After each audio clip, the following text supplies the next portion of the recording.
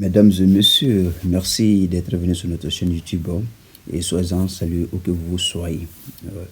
Nous avons une fonction devant nous dont on nous demande de trouver le domaine de définition. Cet exercice nous a été envoyé par une de nos anciens élèves. Il s'agit bien de Bintou Diallo que je remercie et encourage de passage. Bien,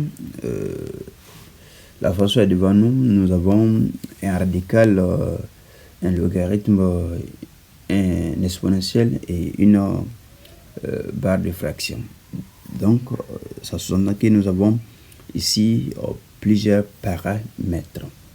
Le domaine de définition, c'est quoi? Ici, dans cette partie, le dénominateur doit être différent de 0. Donc, nous aurons ainsi dans un exercice tel que x élément de plutôt y et nous sommes avec les y. Donc, je mets y élément de r tel que le dénominateur là différent de 0. Donc, y carré plus 4 moins 1 différent de 0. Et ce n'est pas tout. Après ça, il y a ici le logarithme. Donc, ce qui est appliqué au logarithme là doit être positif, puisque le logarithme ne prend pas de nombres négatifs. Donc, nous aurons ainsi moins y carré plus 17 supérieur strictement à 0 et en même temps, donc ça c'était la dernière condition, la dernière maintenant, ce qui est ici sous le radical là doit être forcément positif ou nul à cause du radical. Ainsi, nous aurons ln de moins y carré plus 17 et tout sur exponentiel de moins y carré plus 4 le tout moins 1 supérieur ou égal à 0. Donc, voici l'écriture caractéristique du domaine de définition de la fonction f. Mais comment satisfaire toutes ces conditions? Pour ce faire, nous allons poser des fonctions. On va amener des fonctions. Donc, nous allons poser ici p de y. Donc, je vais dire posons des points. P de y égale à ln de moins y plus 17, y moins y carré plus 17 et q de y égale à exponentielle de moins y carré plus 4 et tout moins 1. Autrement dit, les conditions, les deux premières conditions du domaine de définition. Partant de cela, nous devrons chercher le signe du rapport. Donc, pour ce faire, nous allons aller avec chacune des deux parties, c'est-à-dire le numérateur et le dénominateur de manière séparée. Et on les remettra ensemble à la fin. Donc, le domaine de la fonction P, on a une fonction P que nous devons chercher, le domaine dp égale à, dans un des y tel que y, élément de r, c'est une fonction logarithme qui est là. Donc forcément, la partie doit être positive. Moins y carré plus 17 supérieur à 0.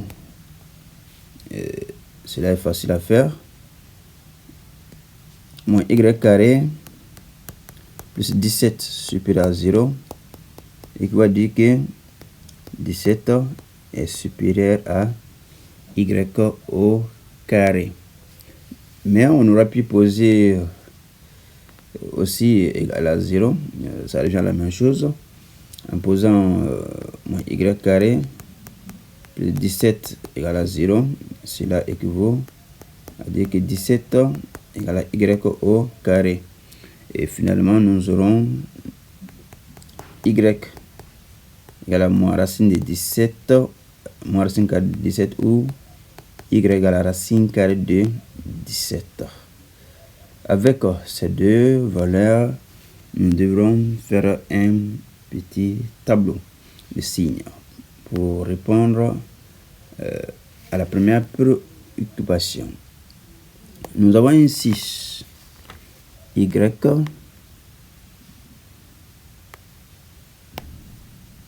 moins l'infini moins la racine carrée de 17, la racine carrée de 17 et enfin plus l'infini moins y carré plus 17. Ça s'annule ici dans ces deux valeurs. Les signes signe de A à l'extérieur, notre A est bien négatif. Donc, le signe de moins A à l'intérieur. Ce domaine nous dit de prendre les parties positives. Donc, pour DP, j'ai bien des parties positives seulement, donc j'assure là où c'est négatif. Ici, j'assure.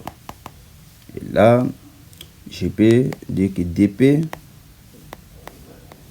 c'est du moins racine carrée de 17, la racine carrée de 17, bien ouvert, parce que on a dit strictement supérieur à 0. Maintenant, on va étudier le signe de P de X. Signe de P de X. Donc on a P de X, P de Y, j'allais dire, hein. P de Y égale à ln de moins y carré plus 17. Donc, sa dérivée P' de Y, on a ln de U, la dérivée de ln de U, c'est U' sur U. C'est U' sur U. Donc, on aura ainsi P' de Y, la dérivée de moins Y carré plus 17, c'est moins 2 Y sur moins Y au carré plus 17. Or, et dans cette partie, nous savons que le dénominateur là, moins Y carré plus 17 est positif.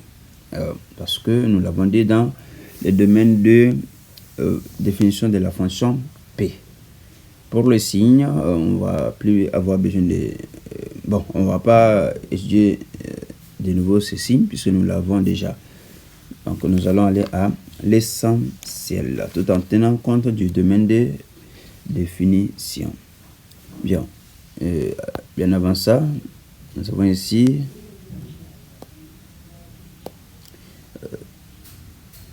donc moins 2y égale à 0 et qui va dire que y égale à 0 puisqu'on peut simplifier le tout par moins 2. Ainsi, nous aurons ce tableau de signes. Y ici. Ici, j'ai moins racine carrée de 17. 0. Et la racine carrée de 17. Les parties moins l'infini plus l'infini, on n'a plus besoin de ça puisque c'est déjà écarté par le domaine de définition. Moins y. Sinon moins 2y. Hein. Et P' de X. Enfin, voilà P' de X, je vais avec ça. Nous avons 0 ici. Là, on a le signe de A est négatif. Donc, plus la dérivée ici. Voilà, donc P' est du même signe que le numérateur. Ça va s'annuler ici. Plus, moins. Donc, on peut se permettre de dire que ici, la fonction P est croissante dans cette partie et décroissante ici. Nous sommes obligés maintenant de chercher les limites. Bon, sur l'image, oui, les limites, hein, bien sûr, les limites ici, mais je les avais déjà calculées en avance. Chacun d'entre vous pourra le faire. Moins l'infini ici, et là, moins l'infini. L'image de 0, c'est bien ln de 17 parce que nous avons p de 0, c'est ln de moins 0 au carré plus 17, ce qui fait bien ln de 17. Bien, au regard de ce tableau de signes, on voit que on a un maximum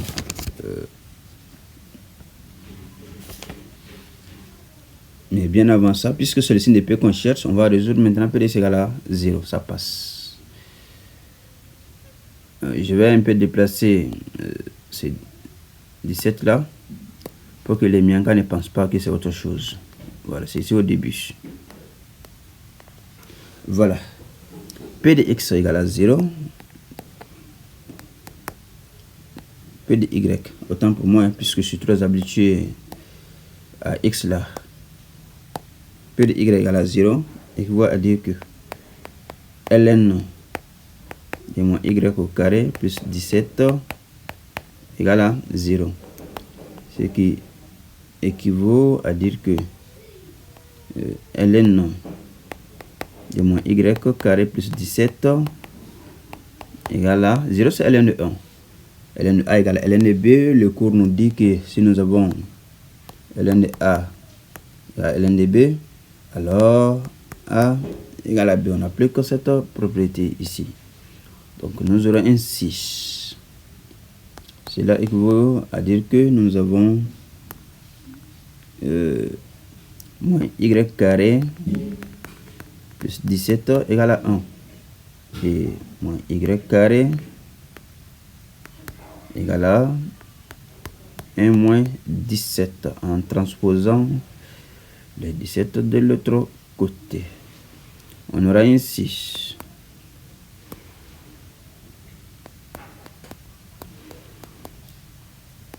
Moins y au carré égale à moins 16. Puisqu'on peut simplifier le tout par moins, on aura ainsi y carré égale à 16. Donc, y égale à moins la racine carrée de 16 ou y égale à racine carrée de 16. On aura ainsi y égale à moins racine de 16, et qui va dire que y égale à moins 4. Enfin, y égale à racine carrée de 16, c'est là qu'il va dire que y égale à 4. Donc, on a trouvé les deux valeurs qui annulent la fonction P. On va revenir au tableau qu'on a déjà ici, mais on va plus refaire ça. On va aller directement avec le signe. Ainsi, on a y ici, moins racine carrée de 17, moins 4, 0, 4, racine carrée de 17. Avec la machine, on pourrait vérifier que 4 est plus petit que 17. On a ici P de x. La fonction P est croissante. Donc, on a, ça s'annule ici et ici. Puisque la fonction est croissante, donc elle est croissante de moins racine de 17 jusqu'à 0. La fonction croît, je peux le mettre ici. Un petit caractère, ça croît ici. Et là, ça décroît. Nous aurons ici entre moins 4 et 4, c'est plus dans ces valeurs-là. Donc, ici, c'est 0 est là. Donc, plus, plus. Mais de l'autre côté, c'est négatif. Moins, moins. Donc, on a maintenant le signe de P de X que nous allons garder jalousement puisqu'on aura besoin de ça vers la fin. Ainsi, on peut passer à l'étape suivante. Donc, étudions maintenant les signes de la fonction Q de Y. Voilà. On va se rappeler de Q de Y. L'énoncé nous a dit que Q de Y égale à oui, Q de Y, c'est jusqu'ici. Exponentielle de moins Y carré plus 4, le tout moins 1. On revient à ça maintenant. Q de Y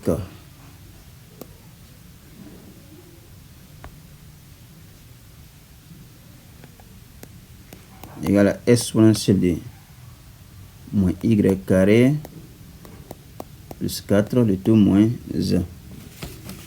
La dérivée Q' de Y.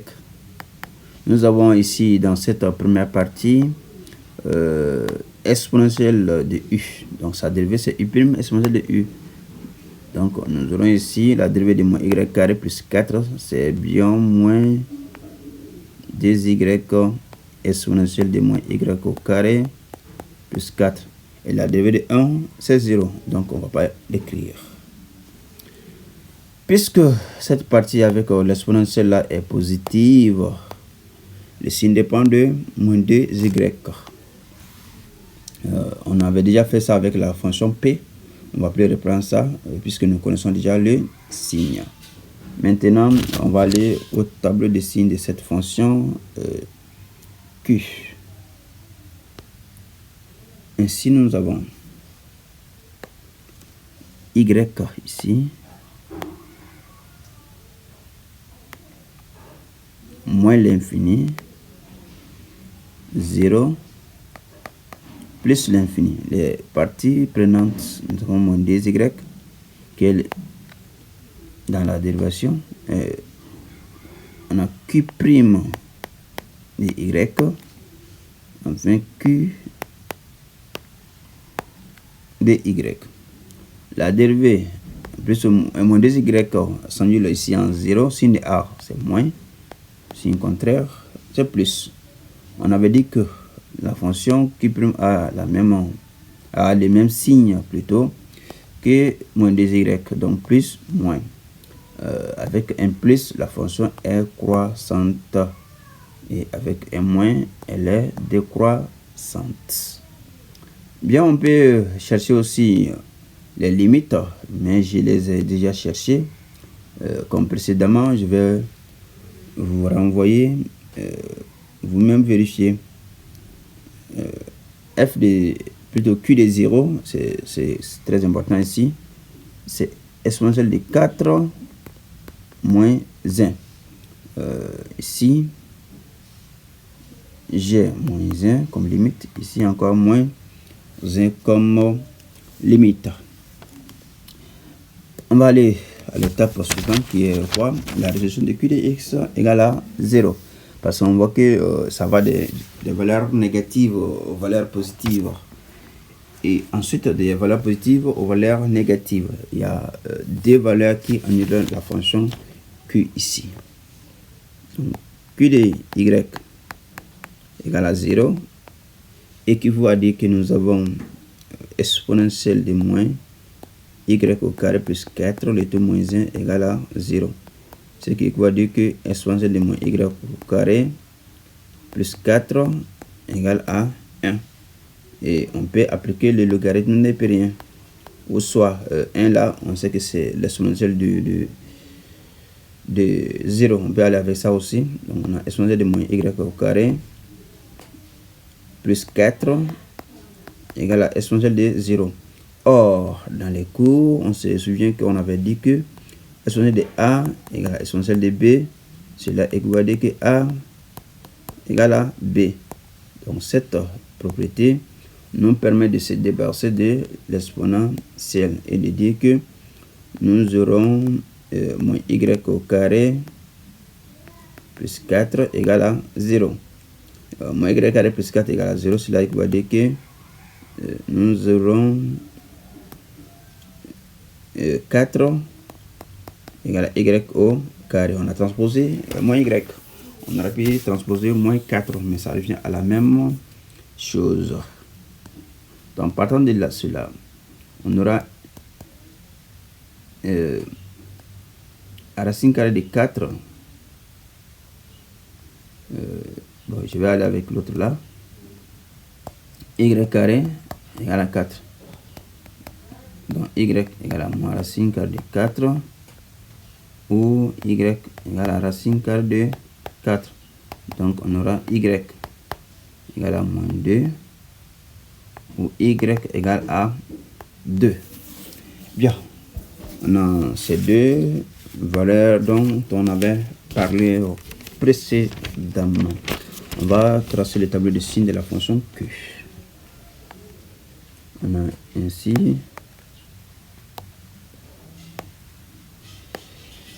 y.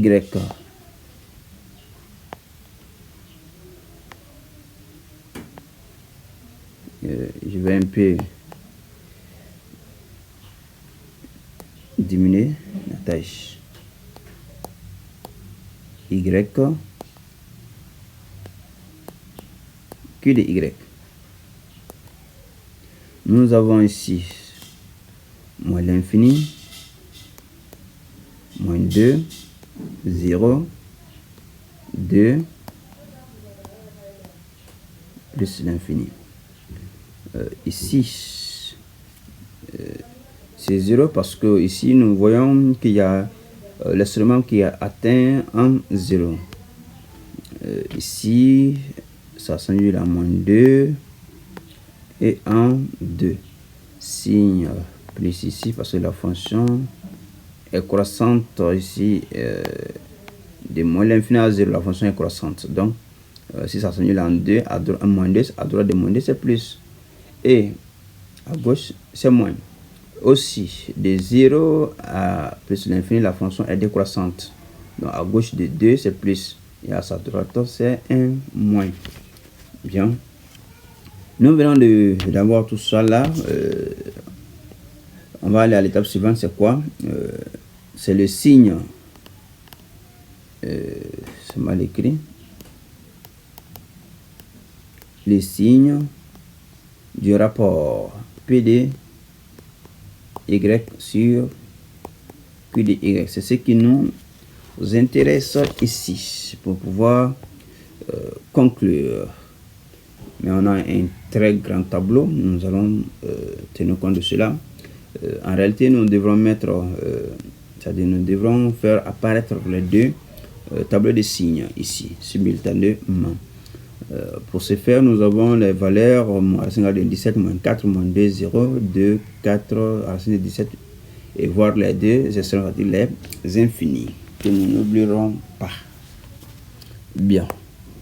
Ainsi, nous avons tableau suivant.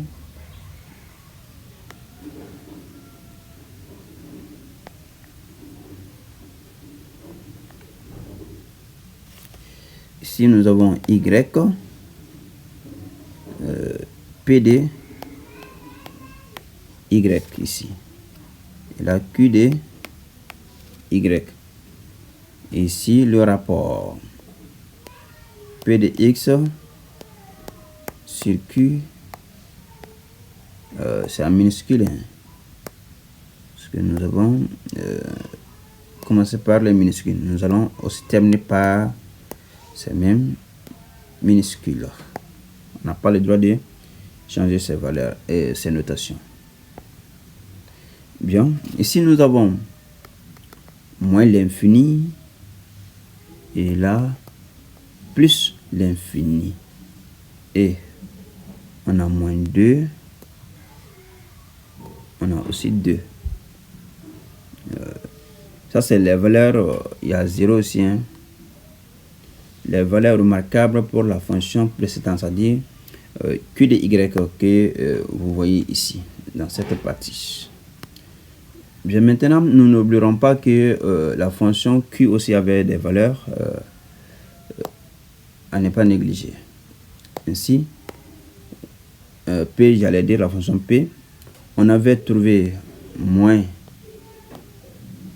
la racine carrée de 17.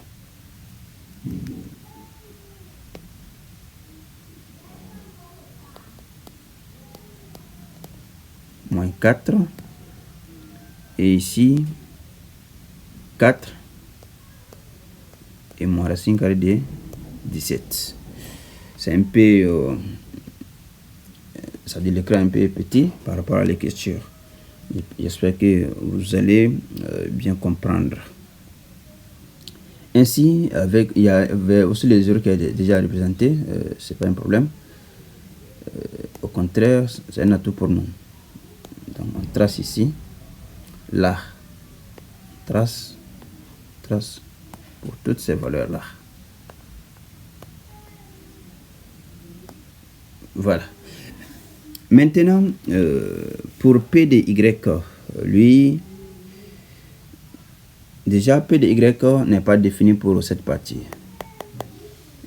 Et aussi cette autre partie, c'est-à-dire de moins racine de 17 à de la racine de 17. Ici, il n'y a pas moins. Erreur de ma part. C'est racine de 17 tout court. Bien. Et ça s'annulait, bien sûr, aux valeurs moins 4 et 4. Et on avait les signes moins aux extrêmes et plus à l'intérieur. Plus.